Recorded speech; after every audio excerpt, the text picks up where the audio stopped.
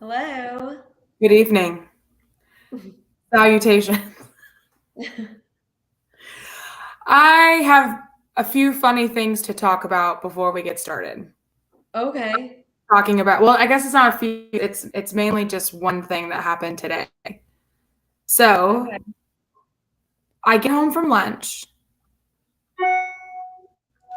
and I pull into the driveway and I look up and I noticed that it looked like there was a branch hanging down off the tree.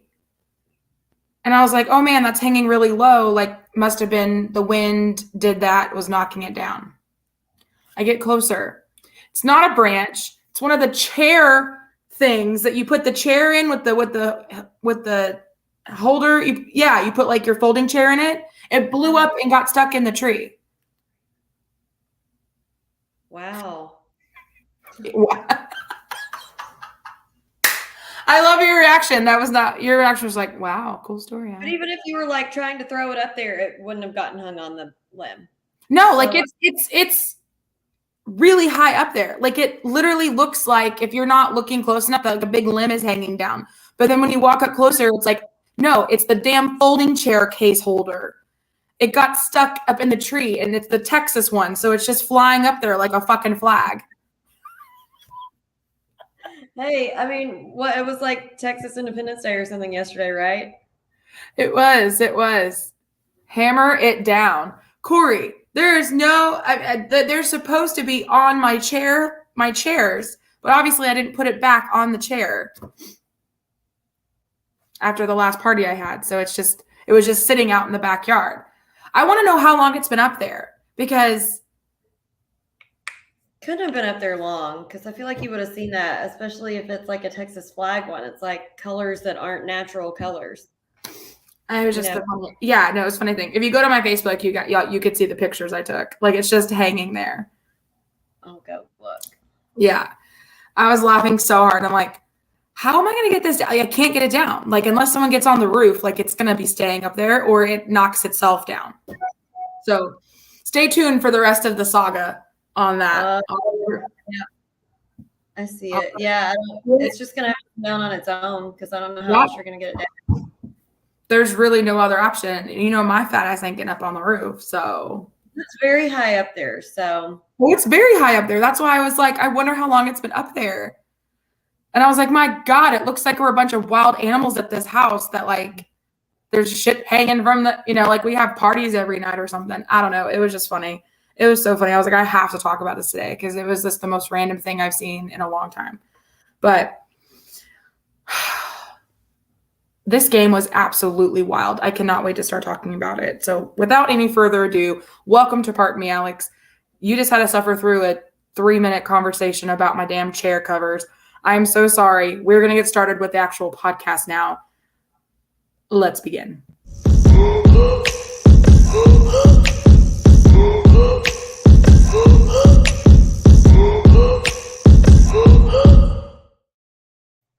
okay. I'm gonna take that back. I'm not sorry for saying that because there are many podcasts that I listen to that start off with like a 30-minute discussion about nothing that has to do with the podcast. Like there's so many podcasts I listen to, Pardon My Take with Barstool. Like I listen to that podcast all the time. And I feel like the first like 10, 15 minutes of that podcast is always just like bullshit that doesn't go with the podcast. Anyway, so what were you gonna say? Well, so now I'm gonna tell a quick story, but it is basketball related, just not SFA related, or not story, but sidebar. So first of all, I love the little Dickie V gif that you used. Okay, hold on, Corey. You know you're not going to get on the table. She has danced on tables before, but it's been about 30 years, 40 years. But yes, Corey, she does. So I Yeah, love Dickie V. I love him so much, and I don't know if you saw my Facebook post or my tweet today because y'all know I don't tweet often. But oh my gosh! So tomorrow, and I can't even hardly wait. I wish that I had the money to pay the like $50,000 or whatever these tickets are going for to go to the last Duke home game with Coach K coaching, but I do not have that. So I digress. Anyway, can't wait to watch it. But today, Dick Vitale wrote a little letter, like an open letter, I guess, whatever, to Coach K, just like congratulating him on, all his success career and and kind of their whole like history together. Because I think it was Dickie V's second year at ESPN. That was Coach K's first year at Duke. Anyway, so they basically started at like the same time. And he coached a lot of Duke games. Anyway, definitely got me teary-eyed. And I can't even imagine watching that game tomorrow. Like if I was there, I would lose my effing mind. Would you? I'm going to tell y'all right now. Like I would probably be bawling. Probably still going to cry tomorrow anyways, but anyhow. So that's on tomorrow at 5. So as soon as it's over, our game will be starting at 7. Emotional damage.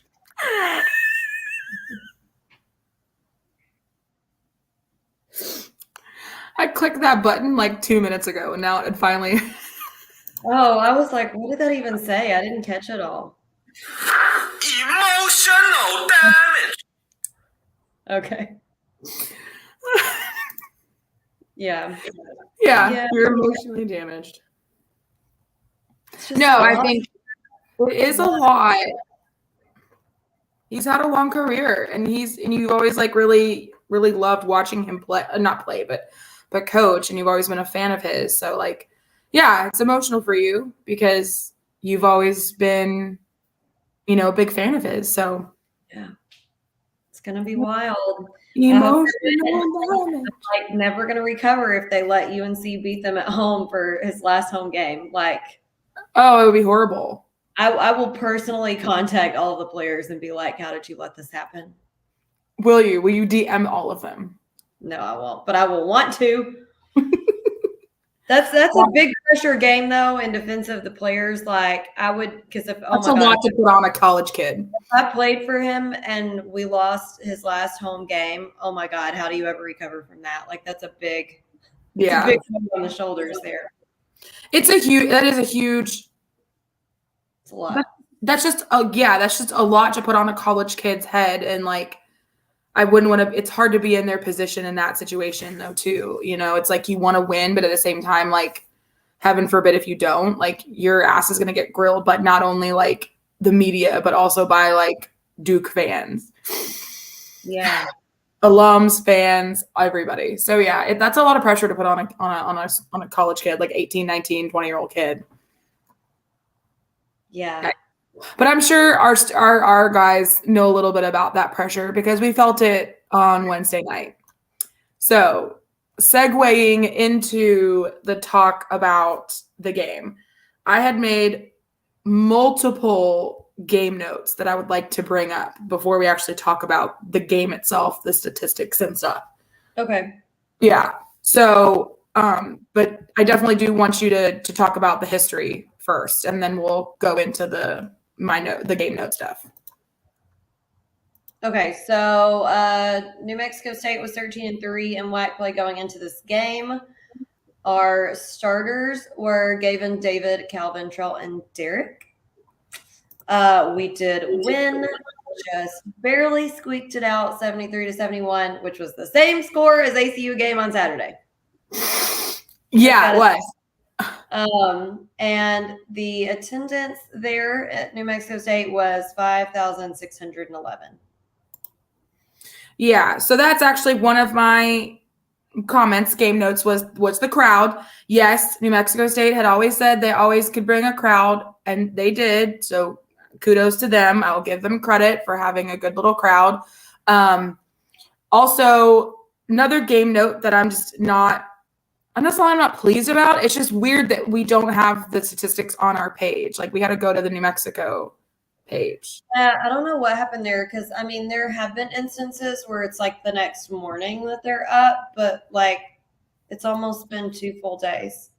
Right. That's why I'm just like, I don't know what happened. I mean, it's legitimately the same format that like New Mexico's format is the same for. Like, why? I just don't know why they have all their statistics for the game, and it's the same freaking thing. Like, the way it looks on their site is the exact same way it would look on our site. Like, they use the same format. I just don't know why they can post it and for some reason it's not on ours. Anyway, so that's one game note. Another game note is Calvin's hair. Yeah, it was different. And you know what? It confused me at first because when it first flashed on and it was far away and I couldn't see them close enough to see the number or the name on the back of the jersey, I thought it was Nigel starting in place of Calvin. And so I got really confused. Yeah, because he had braids. And I was like, who is that? Because you're right. I'm like, who is that? And then I realized, oh, that's freaking Calvin. New hair from Calvin. Digging in. I'm not used to seeing the braids on him.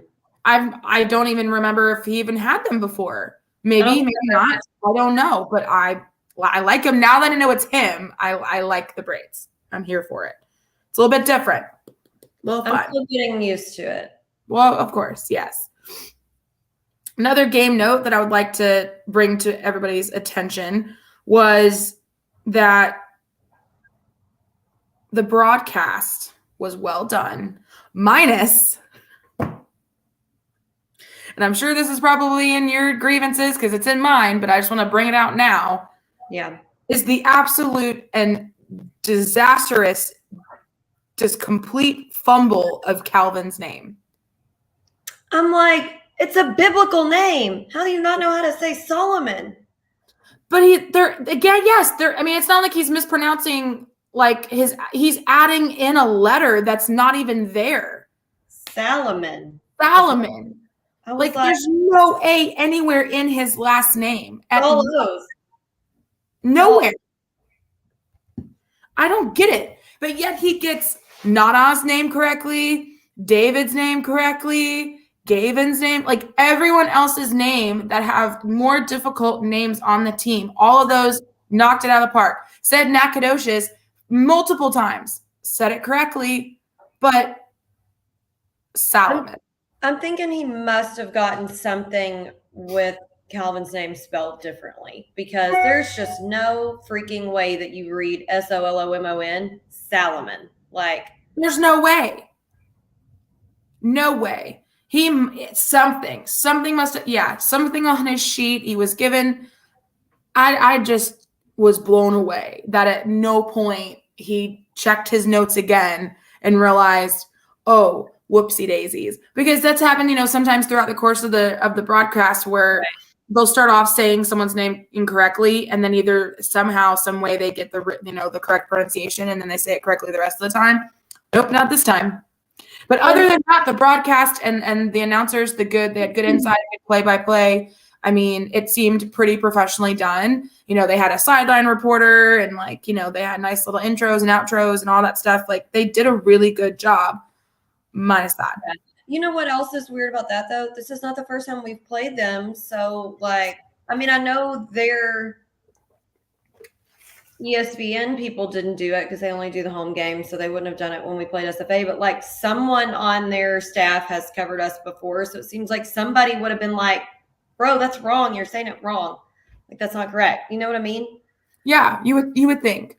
One would assume, but here we are. Yeah, I don't get it either. So, I mean, just from start to finish, this game was just an absolute physical, I'm not going to say bloodbath because it was not like there was any blood on the court, to my knowledge. I don't think anybody got hit. But it was just a really, really physical game. I know at one point one of the broadcasters did say this has the feelings of the championship game right here. It felt like that 100%. I agreed. I was like, I mean, this is just an absolute battle from tip off to buzzer. Absolute battle from tip off to buzzer. So yeah, moving on into the WAC standings. So as of right now, really quick before you do the WAC standings, since we're kind of on a random segment, I want to propose that on away games, we add a little segment that's just funny comments that Rob says. Got to, yeah. Every time I make note of them and then don't know where to put them in. So when I watched it Wednesday night, I listened to Rob, which was why I was even more frustrated that the stupid ESPN app was not working well and kept kicking me out because I was already trying to pause and sync up Rob's feed to the game. And then when it would kick me out, it would just screw everything up. Anyways, okay, so I have 3 funny comments from Rob during this game. Okay.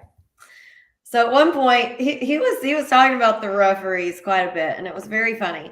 So at one point, he's like, he likes to blow his whistle a lot. That's John Paul Guerrero. I'm like, gonna call the man out by full first, middle, and last name. I'm gonna tell you who I'm saying likes to blow his whistle a lot. Oh, wow. Okay. Then number 2, in reference to the same official, he called him official to the stars.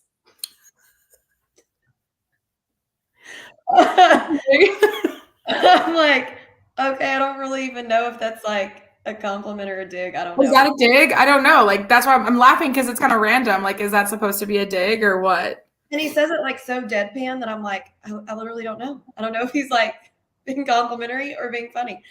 I don't know. That's Rob's genius, honestly. Hilarious. And then number 3, can't even remember for sure which player it was on their team, but I want to say it was McCants. I'm not sure. Yeah, it's got to be McCants. Okay. Anyways, he's like, he comes up to the free throw line and he's like, well, he made 4 in a row the first half and 4 straight misses the second half. Guess that's why he's 49%.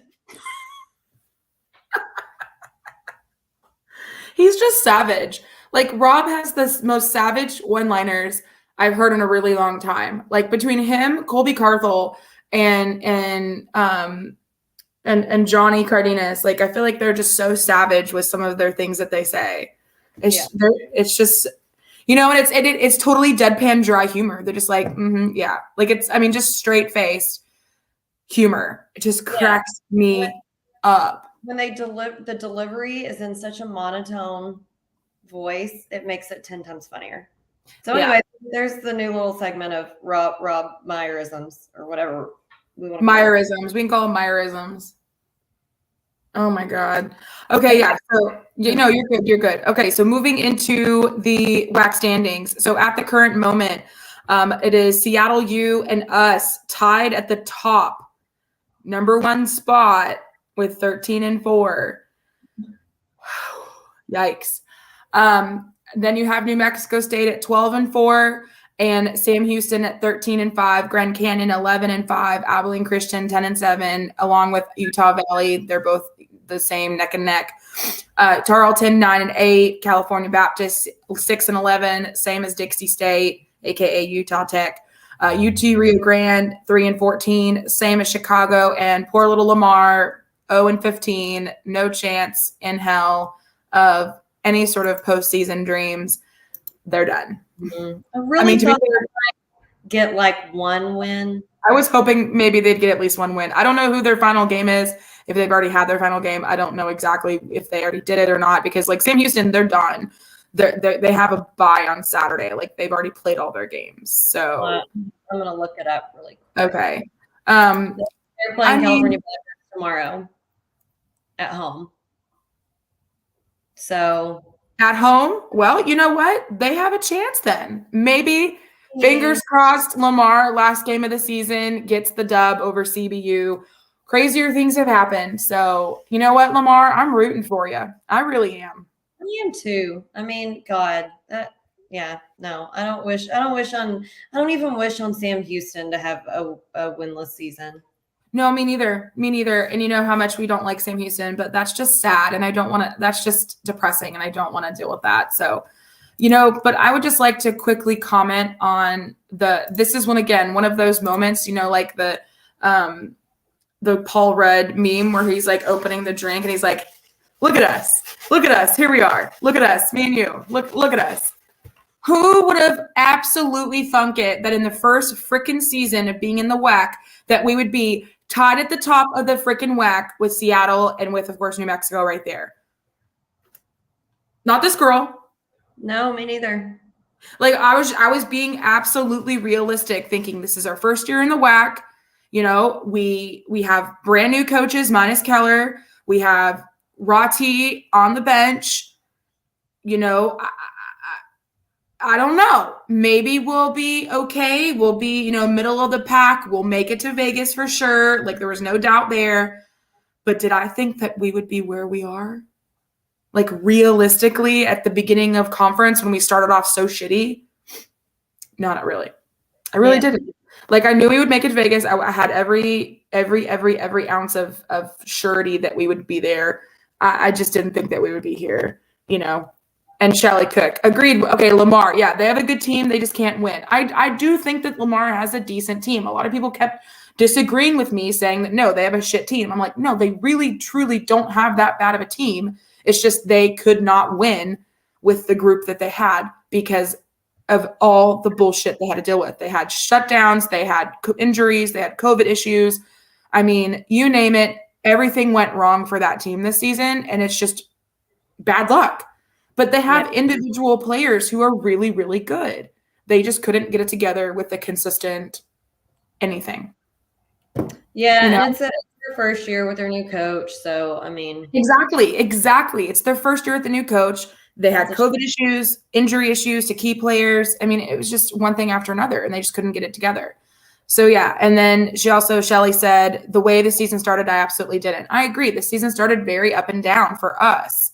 It was really hard to see end game, end goal of getting to Vegas. Like that was, again, I knew we were going to go. I just didn't really know where in the pack we were going to end up. Knew we were going to get there, but just didn't know how well it was going to go. This is like exceeding all expectations. But my only concern now is, did we not bite off more than we can chew, but like. You just don't want to like peak too soon and then lose steam. Yeah. You don't want to sprint on the next to last 100 and then. Yeah. You want to save that steam for the final 150 yards. Yeah. And so I have a feeling that we're peaking at the right time. I don't think that we blew our wad before we, so to speak, but I just don't want the fans to put too much pressure on these kids. Just because, I mean, we know that we have a good team and we know that we can easily win this conference, but I just don't want, because I feel like remember that one year where we played absolutely shit and didn't get into the Southland Conference tourney and people lost their minds. They wanted Keller's head on a freaking spike. It was like they wanted blood. And I'm like, Jesus, can we please act like normal human beings? Like we're going to have a bad year. Like we need to calm it down. Calm it down. I just don't want that to happen if things don't go our way in Vegas. I have a good feeling that we're going to be fine, but yeah, you know what I mean? I just don't want realistically. Shelly says, I just don't see this as being an NCAA tourney bracket busting team. I do, but I don't. It all depends on the matchups in WAC Vegas. It really does. It really depends on how well we do in WAC Vegas. Obviously, yes, we'd have to win in order to get to that point. But it really 100%, like Jacqueline said, depends on who we're matched up with in the tourney. If it's a good matchup. Realistically, in the past, like we've had really good matchups that favored us. Yeah. The only one that didn't go our way in recent years was, of course, when we played Tech. But even then, we literally almost won that game. Like we had like this much could have won that game. And so, it's all the luck of the draw on that. Totally. Yeah. Okay. So moving into pizza strength. Sean Kennedy stat section. Shit, man. I thought we already went through that. Go ahead. I'm sorry. You're good. Okay, so our overall field goal percentage is 49.1, which is meh. It's okay. Not the best, not terrible. Our 3-point percentage, very good, 40%.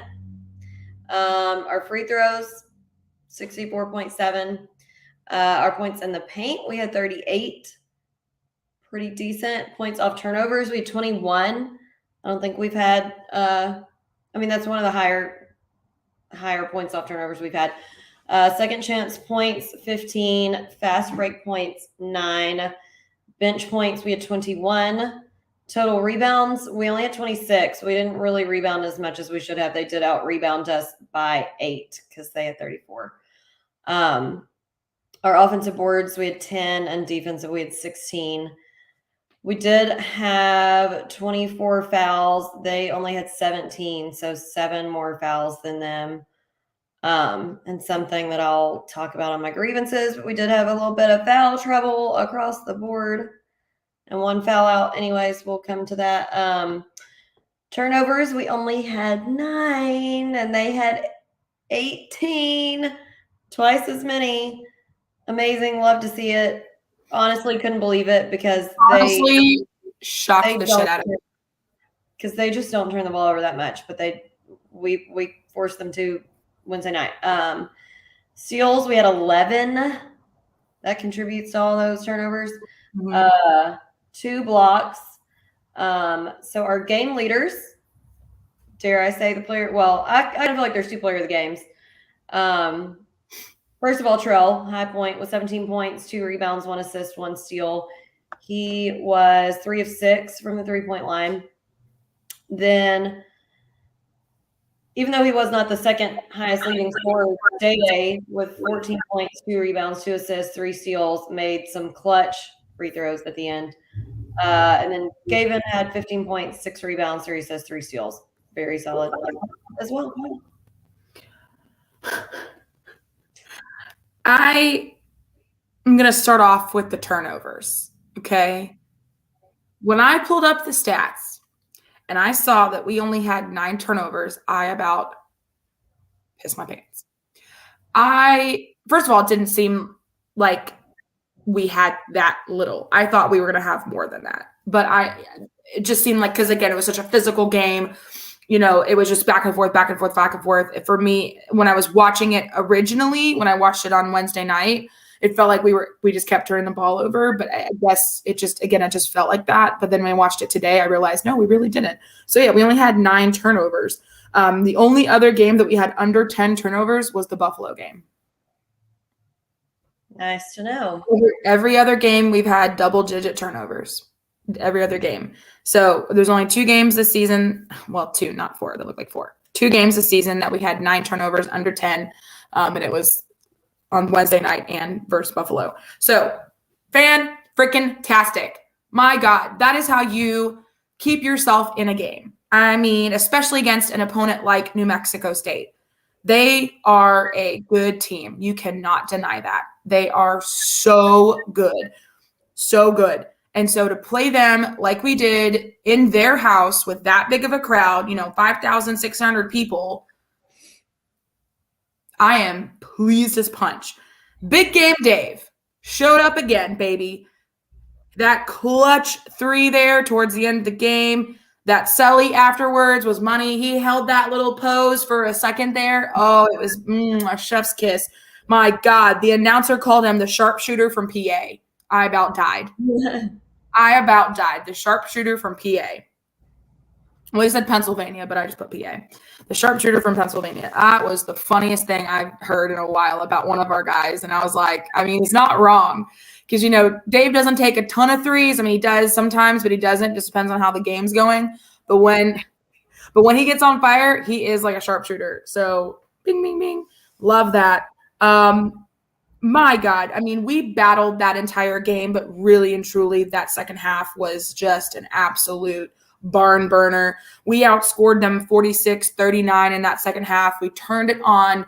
We're cruising, but it was so back and forth. But we obviously did end up winning, and we outscored them 46-39. Again, another big game, Dave moment. Multiple beautiful coast to coast layups. That Dave, those are so easy for him. Like those literally look like he's just floating in air. Like it's just the easiest thing in the world when he puts up those little boop jumper, little layups. It's just a thing of beauty. I love when he does that. I love it. We mentioned the rebounding. Yes, they out-rebounded us, but we were we beat them narrowly on second chance points, 15-4. Like we had more second chance points than they did. So I think that also may be a little bit of a difference maker there too, because they, like you said, out-rebounded us, but they weren't getting a lot of second chance points out of those rebounds. So I think, a positive for us. They may have gotten the rebound, but they didn't get that second chance point because of some reason. Either they fouled, or we were able to block the shot, or they missed the shot, then we got the rebound, or whatever it may have been. But and more of their rebounds were defensive. I mean, they had 10 defensive rebounds and offensive rebounds, so they just didn't have that many opportunities. They really didn't. I agree. Points in the paint, baby. Knocked their ass out with that. 38-28. 10 more points in the paint than they did, even though they are bigger than us. Yeah. They are a bigger team than us, and we outscored them in the paint, and I am pleased.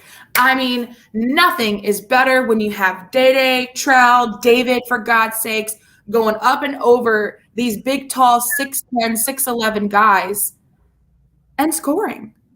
I just love. Nana with a 3. I was so excited when he made that 3. 2 blocks from Calvin. 2 blocks total the whole game. Both of them from Calvin. Thank you, Calvin. Always, always, always on top of it. And that's probably why he fouled out, but it's okay. Because he is always on top of everybody like white on rice, but that's probably also how he fouls out so quickly. Our free throws were really clutch. I feel like, again, towards the stretch, towards the end, the free throws really kept us in the game too. Shelly, they did great. Yeah, they did. It was stressful as hell, but yeah, they did good. I wrote more notes than I normally did. Man, we kept Teddy Allen to only 22 minutes. He stat a lot. And I think maybe that's part of the reason, because he was in foul trouble. Let me go back and check. Yeah, he was in foul trouble. He had 4 fouls towards the end of the game. There were multiple guys that had there was Teddy was in foul trouble, McNair was in foul trouble, and Johnny McCants had 3. So we kept Teddy sitting for a while. Him and McNair sat probably more than they normally do. And then the other starter, Clayton Henry, he only played 24 minutes as well. They had 4 players in double digits. The only person that had a double-double was Johnny McCants, which was kind of expected. He was playing pretty well that night. So, again, kind of expected there. What was I saying? Oh, my God. Okay. Yeah. Like I said, I wrote a bunch here. Dumbass Rice on the team. He took out Trell with a clothesline towards the end of the game. You dumb, dummy, dumb. Like, they're going to call that. And that just gave him more free throws. And he's the best free thrower on the best free thrower on the team. And you just fouled him at the very end of the game when you probably should not be fouling anybody. Yeah. And we know that to be a fact because we made a dumb foul as well at the end of the game that we'll definitely talk about. But then during those free throws, shout out to our fouled out boy, Calvin, for freaking cheering him on from the bench with the rally towel or just with his towel. He was whipping that thing like a freaking helicopter. It was the funniest thing. He was cheering him on. Towards the end of the game as well, huge wide open dunk by G. They were pressing really hard. It was the very end of the game. Pressing hard. G was wide open under the basket. They were all over David and Trell. And then boom, G was under the basket on the other side of the court. Easy money, easy 2. And then at the very end of the game, New Mexico clunks it, rims it, trying to get, when they were shooting a free throw, trying to get the rebound to get, obviously 2 points to tie the game up. Totally misses the rebound and game over. Game over. I'm done. Yeah, that last minute took like forever. Yeah, great pass by David out of the trap. Exactly. And G was right there under the basket to make that big dunk and send it home. Beautiful play. Loved it.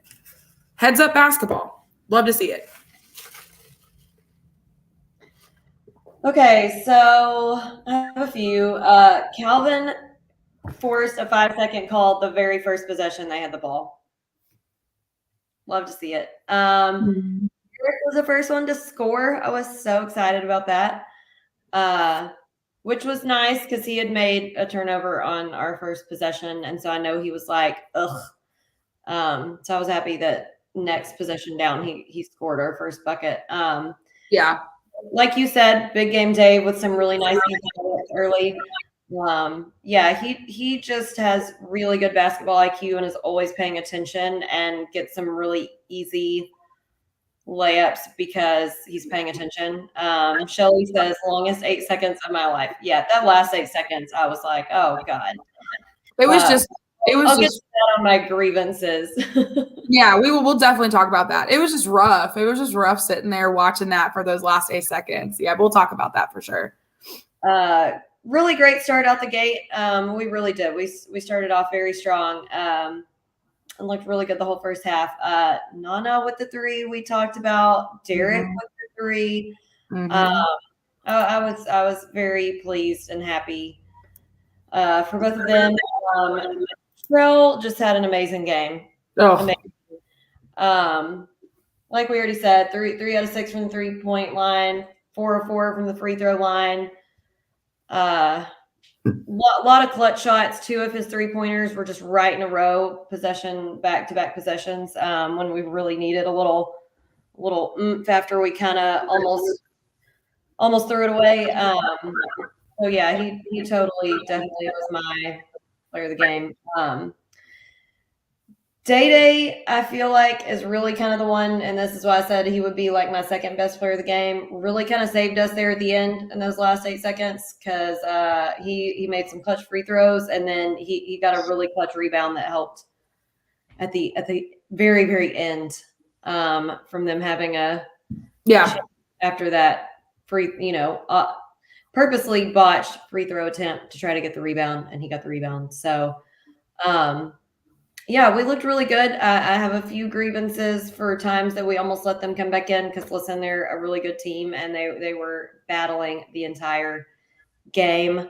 And we knew they would. They weren't just going to freaking sit down and take it, But we stuck with it, and we came out so much stronger than I imagined. I was not anticipating us to come out like that because after the way they did us on our home floor, I thought on their home floor it's going to be worse. But obviously they paid really good attention to the scouting report, and like you said, they made it really hard for Teddy Buckets to put in a lot of buckets against us. So I was happy with that. However, they had another breakout player, which I'll get to on my grievances. So yeah, they did. But again, you know what? This is the last thing I'll say. If you follow the scouting report and you take out the guy you're supposed to take out, sometimes someone else is going to emerge as the star of the game. So you know what? And that's most likely going to happen because I mean, if you're over here double teaming the guy you're supposed to be, shutting down, someone else is going to be open. Someone else is going to take the opportunity to step up. Hopefully, hopefully if that's your team, yeah. But that's just the way the cookie crumbles, unfortunately, that's just, it's going to happen. You know what I mean? Which brings us, to with the airing of grievances. I got a lot of problems with you people. Now you're going to hear about it. You. All right, listen up, kids.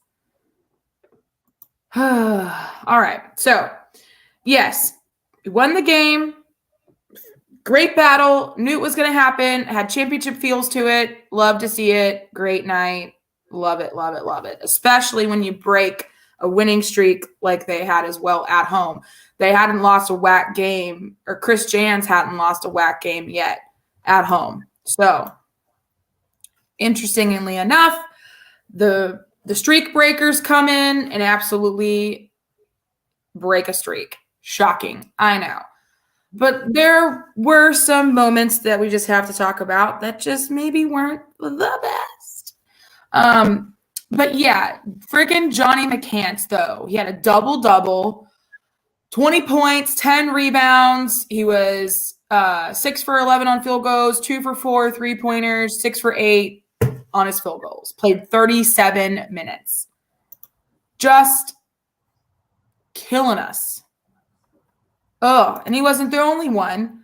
I mean, you had freaking Vershawn Cotton, who was 4 for 4 from the 3. And he played 5 minutes. 5 minutes in that game. I have a whole rant about that kid. 5 minutes and he makes 4 3-pointers. Not pleased. That is not good. I know. I'll let you go off on that because I'm sure you have plenty.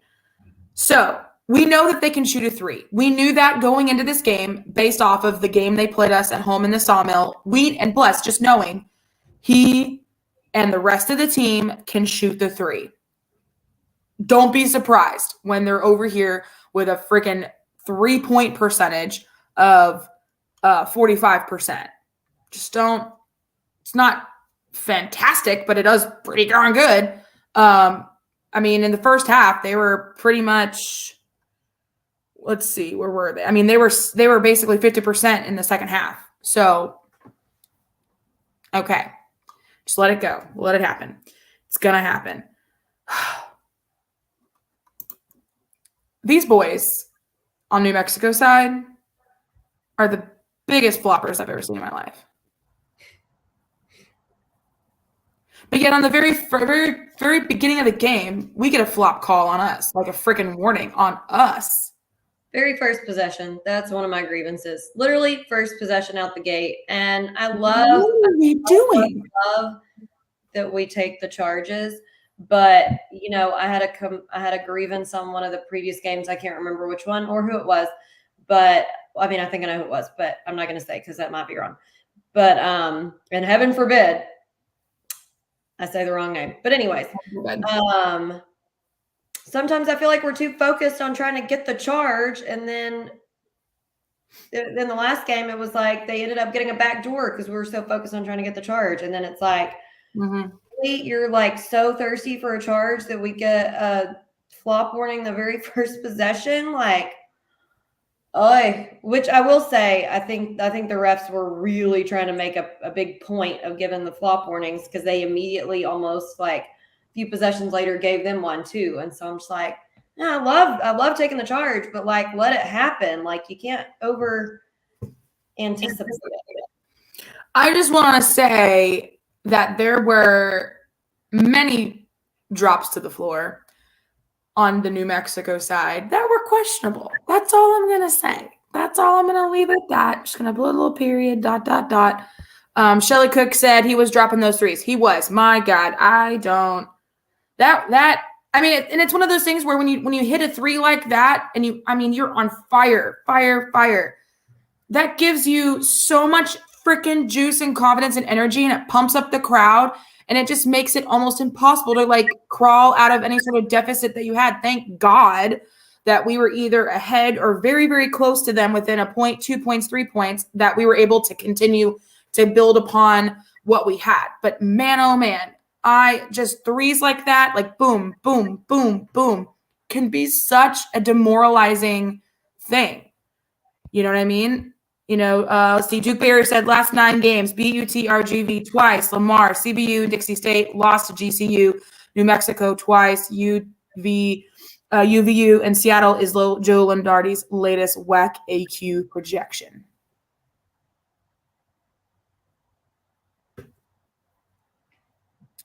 I thought, no, that was dumb. For a minute, I was like, Seattle didn't lose New Mexico. Yeah, they did. What you got in that Sonic Cup? Andy, wouldn't you like to know? I decided to throw it back old school with a Sonic drink and a little bit of liquid courage. What? Yeah, we need to know what the mixture is. I haven't mixed the drink yet. It's Sprite Zero. It's Sprite Zero with cranberry added in and some vodka, some Tito's. That sounds very good. I'm waiting to mix my fancy drink for when we do our second podcast episode of the night. Yeah. Second podcast of the night will be a lot less Sonic-y. It'll be more cutesy. Duke says that almost steal that turned into a corner three was a gut punch. Yes, it was. And I think that is the one where I text you and I was like, oh my God, time of death, it's over. Like, you did text me that. If I forget. It really was. It was such a punch in the stomach that I was like, well, that's it. The wheels fell off. We're done. This is it. You did. You texted me because I said, hey, I'm at Buffalo Wild Wings. I got your socks from the watch party. And literally at 9:33, you texted me, time of death, that buzzer 3. Yeah, I was like. That was at 9:33. I was like, that's it. We're done. Yeah, because it was such a freaking gut punch. You're like, no, we were doing so good. And then, of course, thank God we crawled out. It was a surrender cobra moment. It was a surrender cobra moment. You noticed there were at some points I could see a little bit in the crowd that they were surrender cobraing towards the end, and I'm just like, yeah. How does it feel, baby? Anyway, okay, all right. We already talked about the Solomon thing. I'm over it. Moving on. Whatever. Because I'll just get angrier and angrier. Oh my God. Will McNair had a disgusting, like, one-handed dunk, and I wanted to throw up. Like, it was almost like a backdoor one-handed dunk. Blech! There was a time of like a 2-minute scoreless drought from us towards the end of the toward the near the start of the second half. There was a full 2 minutes we didn't score a damn lick, and I was like, all right, here we go. What are we doing? I mean, we cannot get it behind too much because, I mean, trying to crawl out from behind against a team like that who has such a good 3-point percentage, and they're just big dudes. But thankfully, and there was this moment where I wasn't sure if – I'm glad they didn't call it a flop on Nigel, but, like, I wasn't sure if Nigel just, like, flopped really hard on purpose or he actually did get pushed off. But Nigel went flying across the court at one point in the second half. And they didn't really show too many replays of it, and I didn't want to go back and mess up my ESPN app trying to rewind it. So I really wasn't quite sure. I don't know if you saw it. If you saw it closer or not, could tell if it was an actual push off because he went soaring across that court. Honestly, I had the same issue as you. It seemed so extravagant that I was like, oh my God, like, what did I not see? But I was afraid to rewind because heaven forbid you do anything in the ESPN app and it's going to mess up. Yeah, and to bring up the point I just made too about the fact that they're big dudes, 6'10", 6'8", 6'11", multiple guys that were on the court at any time were at least 6'8", 6'9", 6'10", 6'11". And then we had dudes like Trell on guarding like a 6'10" or a 6'11" dude. Like, yeah, we have mismatches out of the freaking door, like out the door. But hey, we still got the win. I'm as I'm saying, I'm so proud of us because I mean, you have mismatches like that, and it's just logic tells you that's not going to end well. But Press U tells us that it's going to be fine, but who knows? Nana took a big charge, but it was called a charge on his end, right? Is that what happened? Well, if it was on him, it would be called blocking. Oh, block. Yeah, sorry. I wrote it wrong in my notes. Yeah. So foul there. Oh, gross. That's 7 blocks on us. 7. And they were big ones too. Going for dunk. Like you were saying, though, they are just so much bigger than us, and a lot of times there were mismatches down in the lane, and our guys tried to put it up anyway. Because I know there was a couple of times where Derek got mismatched down there and tried to put up, just a really close, simple shot, and when the other guys just got 5 inches on you, not gonna work out too well in your favor. Does he get 5 inches on you? I don't know. No, but no, 100%. And so that's why I was just like, man, it was rough watching those those blocks. I thought it was honestly going to be more, to be fair, but thank God it wasn't. But 7 is still a lot, especially at those big moments, those big like juice building energy moments where, I mean, it's just big monster blocks. All those stupid clutch threes at the end of the game, at the very, very end with like seconds left, they can go again, fuck off. Cotton being red hot again, 3 freaking from the 3, 4 for 4, huge lobs, huge dunks. Those are energizers. I hate them, make me want to throw up. And then the very last thing that I have to say, why? Oh, why does Jalen feel the need to frickin' foul on the 3 at the end of the game when Coach Keller literally said from the bench, and you can see him basically telling people, if you can figure it out, don't foul from the 3. That's my biggest and last grievance. Well, was that your last one? Because if it is, I'll segue into mine. Okay. Yeah, 4 seconds, pretty much 4 seconds, 3 seconds left, and this kid fouls on the 3, and I'm literally screaming. I wish you were there. You can ask Caitlin. I'm screaming at the TV. For the love of God, don't foul on the 3. And then not even a second later, Jalen fouled on the 3. I was hot. And then, of course, the fucker makes it. So I'll segue and jump straight to the end, then I'll backtrack. But that was, I mean, the last minute just took forever and took years off of my life because we start the last minute with the ball. So we got 30 seconds that we can burn up. And we almost lose the game because we do run a good bit of time off the clock because we throw the ball away. Then they come down there, Cotton makes a 3. Then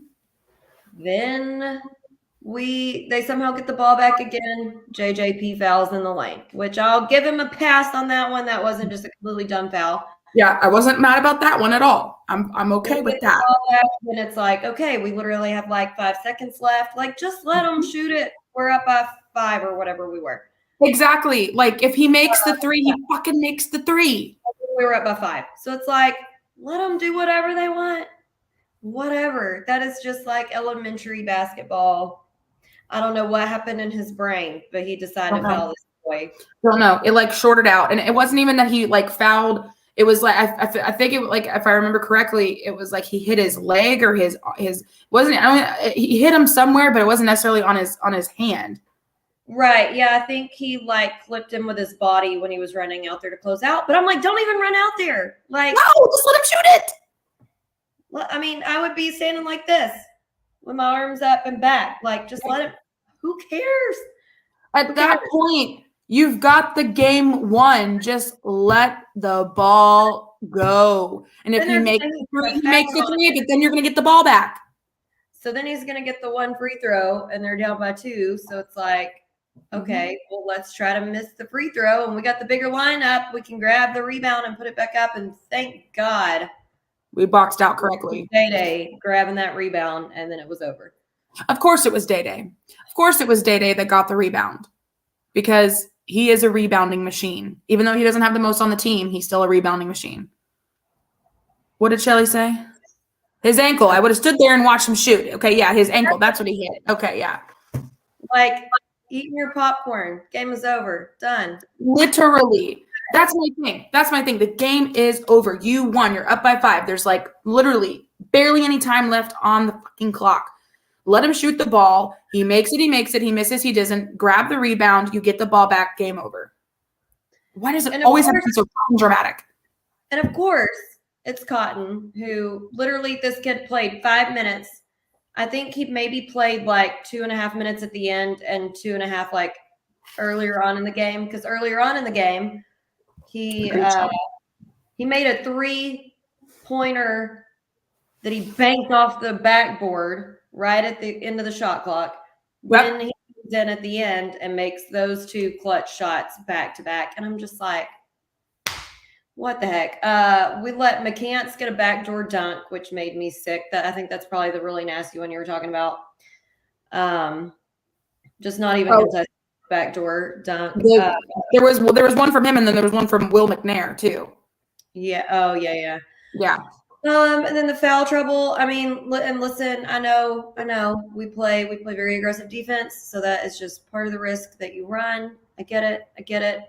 I know Calvin's always going to be the player with the most fouls because he does play so aggressively, but these are the games where we really got to reel it in and try to not give up fouls that we don't have to, because that, it's getting to clutch time, and I just don't want that to be what keeps us out of the game.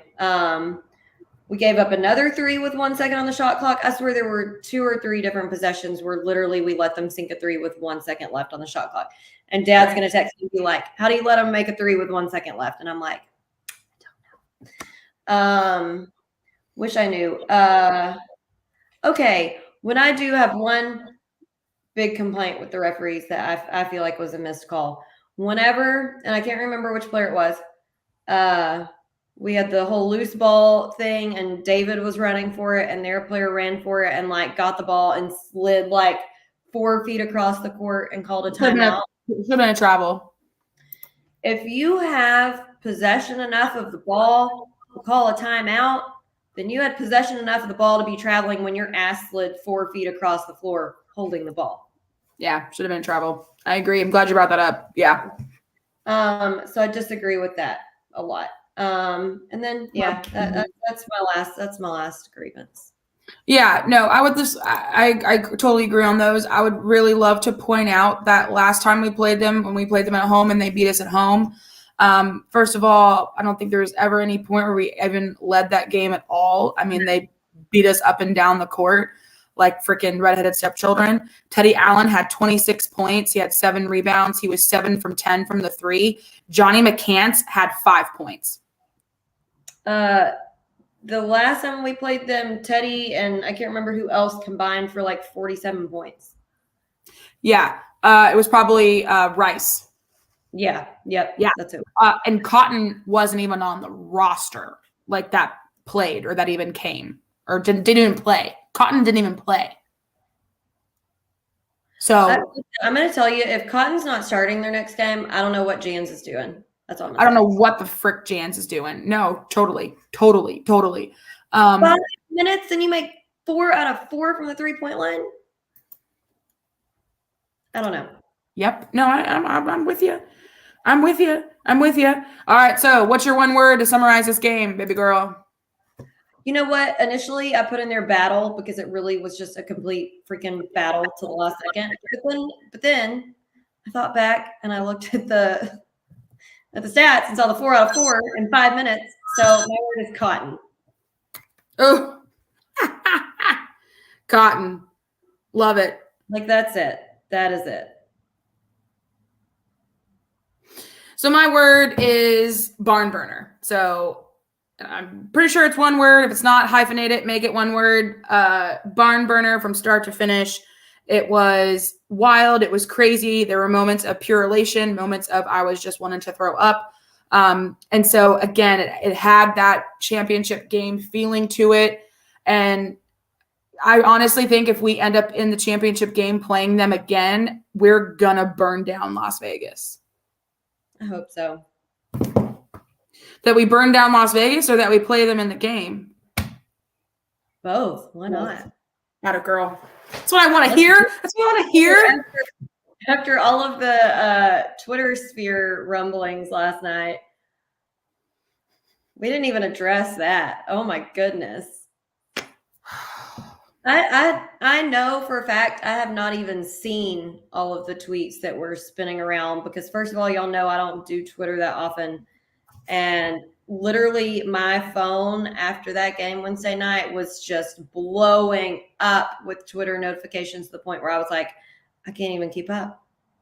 Yeah, normally, so if you guys pretty much 99% of the time, Twitter, it's probably going to be me.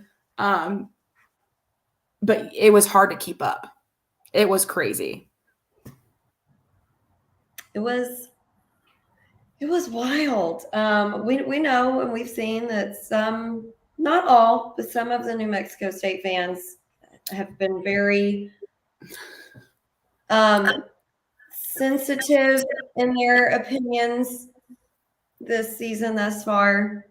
And I let's just- just say love that how- last night, I mean, not last night, Wednesday night's game really got some of those people very riled up. I love how PC you're getting because I would have said a few other words, but yeah. Well, because Let's they're not just- all that way. They're not all that way. No, I them would say very- the majority of them we've interacted with have been so fun, cool. Hopefully get to meet them in Vegas. But yeah, there's just a few that got a little butthurt about how the game went on Wednesday night. But here's the thing, like, don't be mad at us. Don't be mad at SFA. Don't be mad at, be upset at your team, my brother. Like, it's not our fault that you lost. I mean, every game, there's one winner and there's one loser.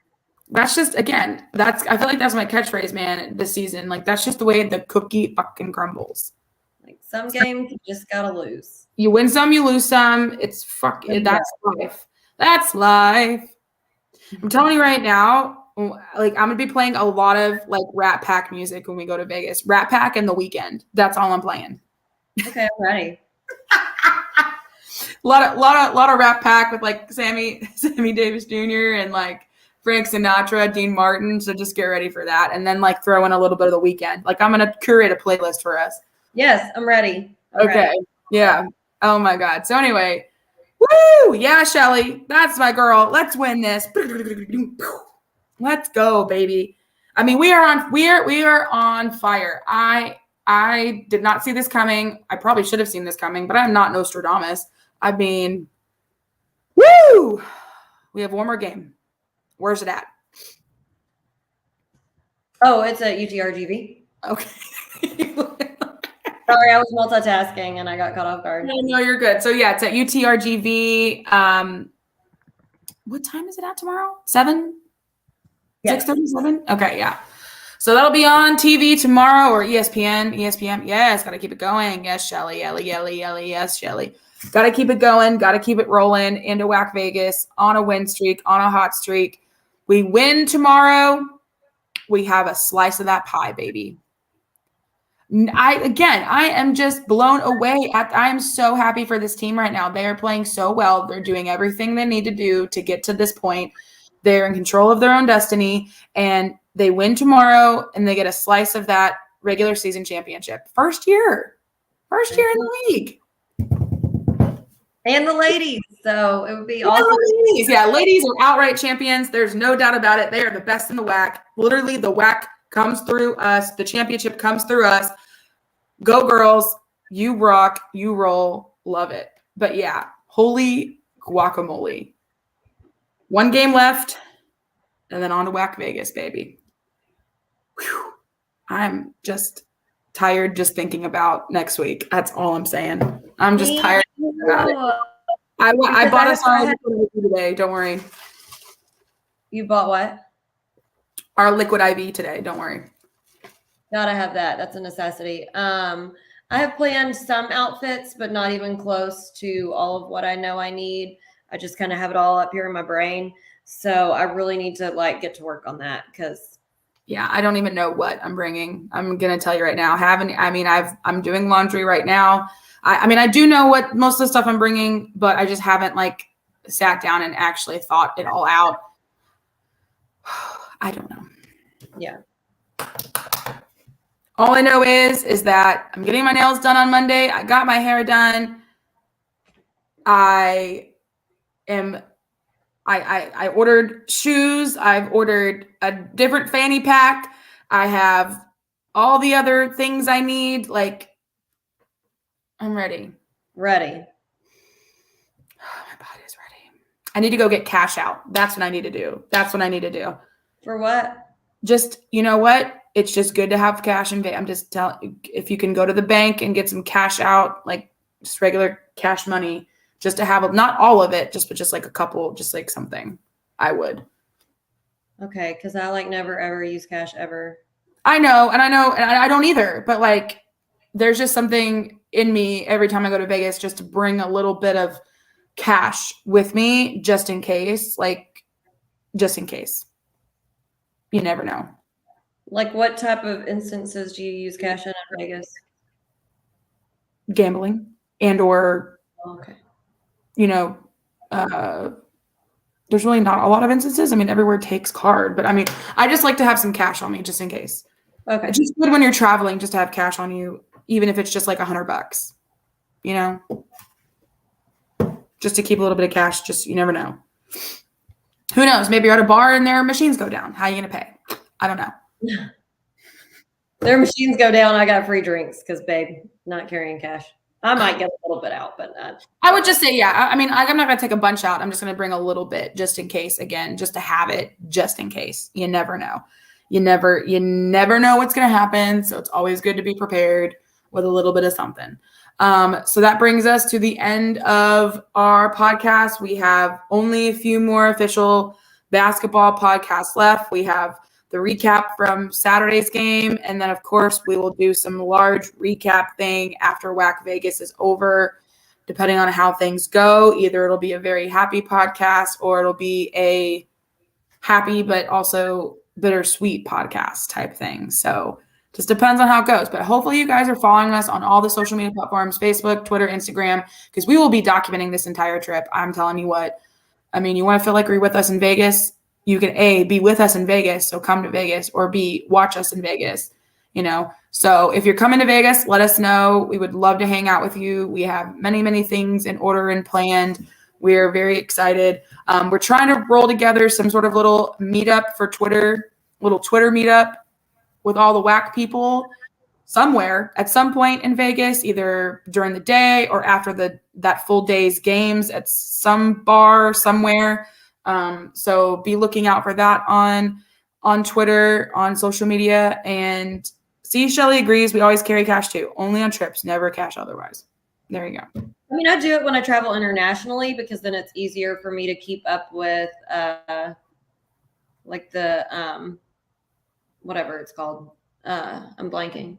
The exchange rate on the yeah. You know, I agree with that. So I think that kind of almost not necessarily relates to like my thought process when it comes to keeping cash on trips.